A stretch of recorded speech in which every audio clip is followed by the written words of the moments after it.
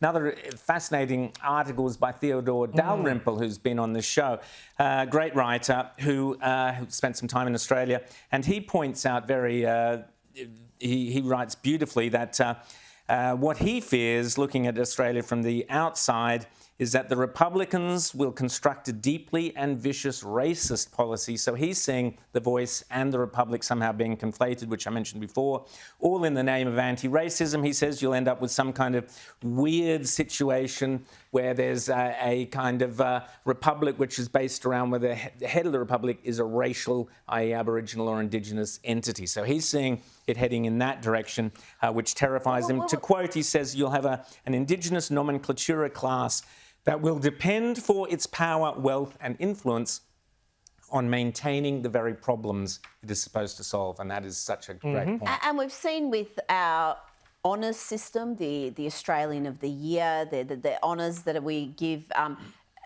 how corrupted it's become and how politicised it's become. It's become almost a left-wing reward system. Anytime someone from the Conservative side gets a honour, there's outrages. How could they possibly intrude into our award system? So if it's going to be a republic where it's a 2/3 majority of parliament, it's not a popular vote, we are going to get a figure like that. We are going to get a Peter Fitzsimons type as the... Can you imagine that? The red bandana as the head of From state. Balmoral Castle to Balmoral Beach.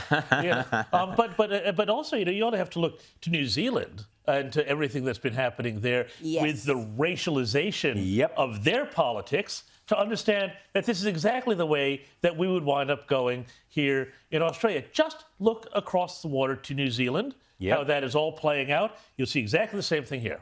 But this is what we used to have a thing called the cultural cringe in Australia, which is where we were always looking overseas and copying them. We've done the opposite now. We refuse to look overseas and to learn from overseas. We can learn, as we'll be chatting shortly to a couple of people, we can learn from Europe, we can learn from Britain, we can learn from New Zealand the mistakes they're making, but we blindly go ahead refusing to do that.